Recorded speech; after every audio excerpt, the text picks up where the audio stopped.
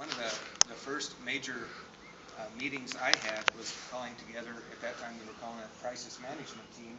It's our emergency management team, made of all of our directors, our administrators in the district, with both these guys. And if you don't know, this is Terry Clark, our police chief, John Speezy, our undersheriff. We also had Lisa Ortega, our emergency manager, at that meeting. We had our fire chief at that meeting, and several other people in the county, to see where we are in a district as far as all the safety procedures that we've been doing, the normal fire drills. And in case you guys didn't know it, we do fire drills in every building on a monthly basis. We also routinely practice fire evacuation drills, other evacuation drills, lockdowns, and so forth. We've been working with these guys and our staff for years. They have had 2 major trainings here. Just, was there 2 this year? 1 last year? 2 this year. 2 this year. We've got a manual that we've adopted, which I made some copies today if any of you want it. This is a standard response protocol now. This is nationwide. This is not just our district and not in Colorado. We've adopted that. Our board adopted that this year. The teachers all have copies of this. And that being said, we still have some work to do. We always have more work to do to try to continually plan for what do we do in any kind of emergency.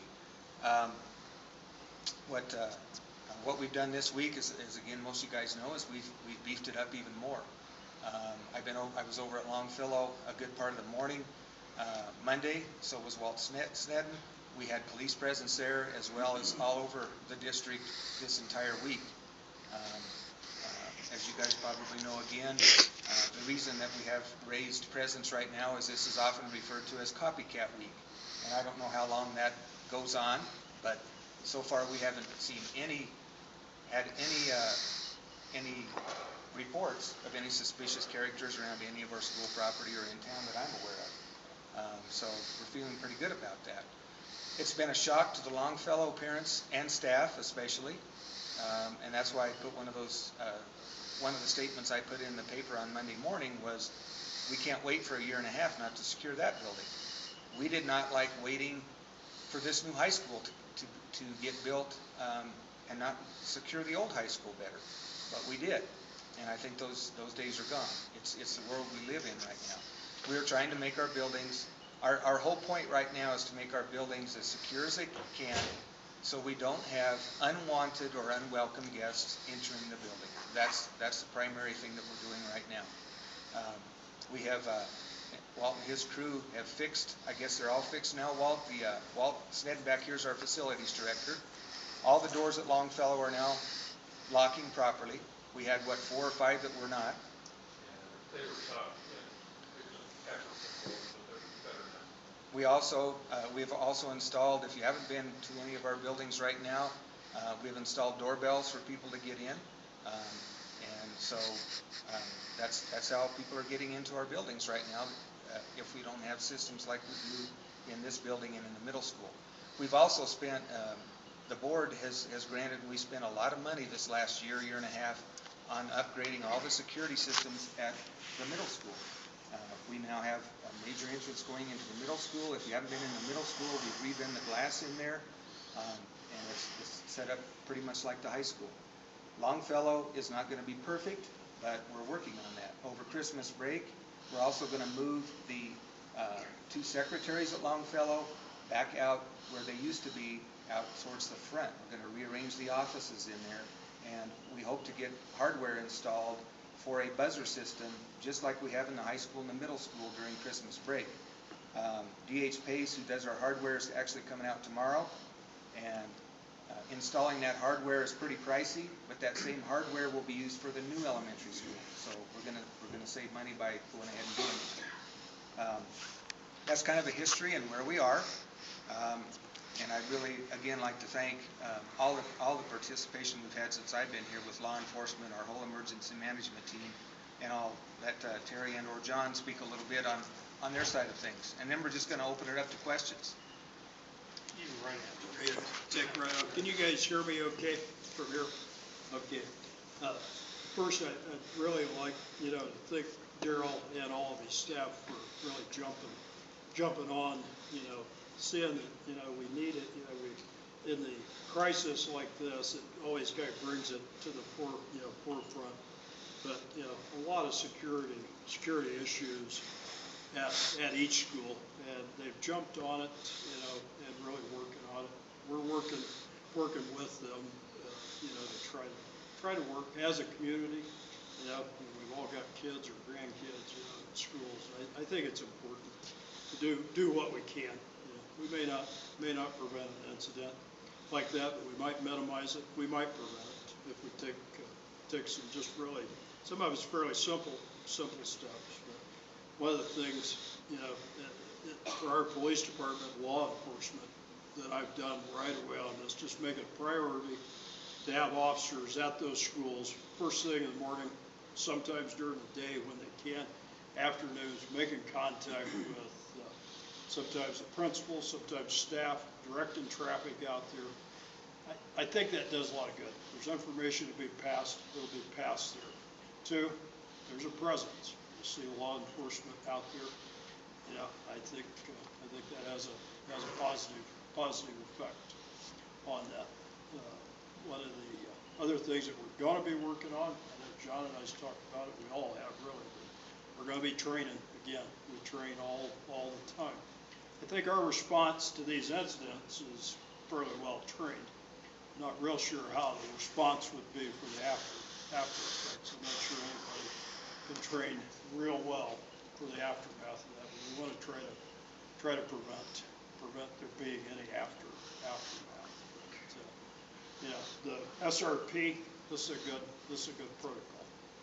It's something I was glad all the schools in the county adopt.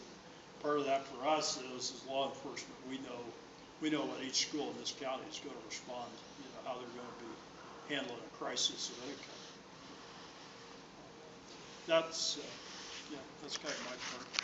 The only one thing I wanted to add to that is I talked to Daryl and Terry about this, and I've talked to West Central Mental Health a couple times already, and one thing I want to see is to get some training to school staff and whoever else we can get it to recognize behavior that could be later on be determined that's danger to anybody. I think you know, we always look at the root cause, but I mean, if you look at the way these things have happened, it seems like in most any incident, people go back and say, you know, I knew there was a problem. And I think we have to give people the tools they need to look at behavior and feel that they know enough to go forward and talk to a professional, and maybe we can discover these people that have an issue before something happens. So, in fact, Mandy from West Central called me yesterday.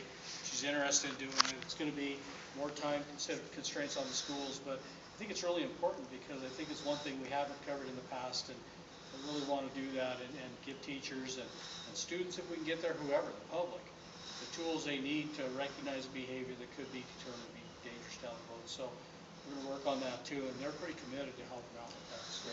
I appreciate you bringing that up, John. John and Terry were both at the staff meeting at Longfellow. We had Monday after school, and that was a need that was brought up by Longfellow staff, and Mandy was there too. We actually have some grant money now, and we're going to get on that as soon as possible to add some more training to our staff. Would it be possible to include Boys and Girls Club? Oh, absolutely. In fact, they have a new director coming on board, or? Yeah, she'll be starting in January. We're heading that direction as soon as she gets here, because we want to bring the standard response protocol to there. And it is a side note, this standard response protocol, actually the hospital can use it. It's like, it can be used in any facility where people are going, and it's really anything. And it's really nice because it's very simple and it's very straightforward, and in times of stress, it's easy to remember because there's basically 4 different things, and we're all on the same page with it. So we're going to be going to Boys and Girls Club. In fact, Boys and Girls Club in Buena Vista, us in the Buena Vista Police Department train them today. So we're going to get all that.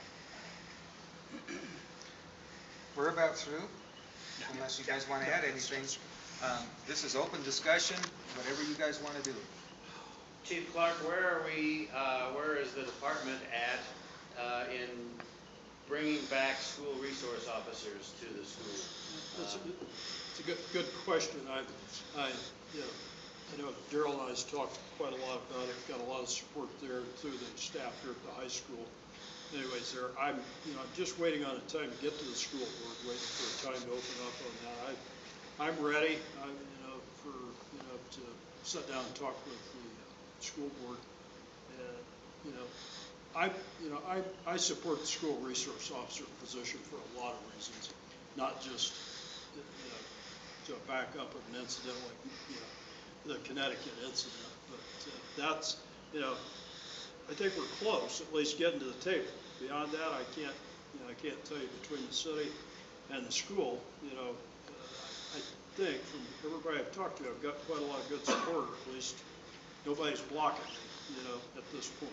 So that's kind of where we're at there. Thank you. That's actually on our agenda. We're having a board retreat on Saturday, January 12th. And we're going to set up a workshop to specifically talk about the SRO at that retreat. So I hope it'll happen very, very soon. And Terry alluded to that a little bit. To have police presence at the school, law enforcement of any kind, is the main reason.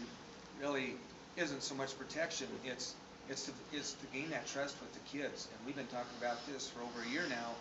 We need to build those relationships up with the kids when they're little, that the police are my friend and I can trust them. And that helps kids not getting as much trouble later on too. The objective there is to stop it early if they are starting to go the wrong way. And obviously to continue working with the middle school and high school kids. So there's a lot of advantages to have the police in your school building, visiting with your kids on a daily basis. How can we support that happening? I mean, I know it's going to be at the board meeting, but is there a way that the public can say, yes, we want to get this done? You can support it by emails, by letters. Those would have to be sent to Brandy Coscarella, the board secretary, and then they become part of the board meeting. Absolutely. If you could contact your city councilman, mayor, somebody, or a council meeting if you're wanting to show your support for anything, or whatever your statement is on that. Is that a full-time position in each school? Well, yeah, primarily, starting out, I started out quite a ways back. I was looking at one position in the high school. I want to see what the schools were thinking, what could the city and the school support, I'd love to have a position, at least in the high school. It would be great to have an SRO at each school for a lot of functions, but, that's. It may even work out, if it gets going, to share, to be a part of the whole district and be present every chance you can in all buildings, depending on where the need is and depending on what we decide to do. It's all part of everything we do. It's planning it out, thinking it out carefully, and talking to people. What are the needs? What are we going to do with this if we do get this? And that's part of the process. I think the thing that's important too is if we start seeing resistance to the idea, because there was the last time, it's important for people to speak up and say they support it, because a lot of times you'll get the minority voice that's the loudest, and that tends to go that way. If people support it, we need to speak up. This is an invaluable tool. It builds trust, it opens communications, it's an intel resource, and that's not a bad thing, because the officer, he gains that trust, he hears the thing, he knows the kids, so it is an invaluable tool. So if we start hearing people say it's a bad thing, we need people to speak up and say they support it, because the board is going to listen to the most vocal voice. I can say historically, when that came to the board before, I liked the idea, but I didn't vote for it. And I can say I changed my ways, so you got my support. Thank you. With that said, a lot of my questions will get answered tomorrow at the employee meeting. I want to thank the board and law enforcement for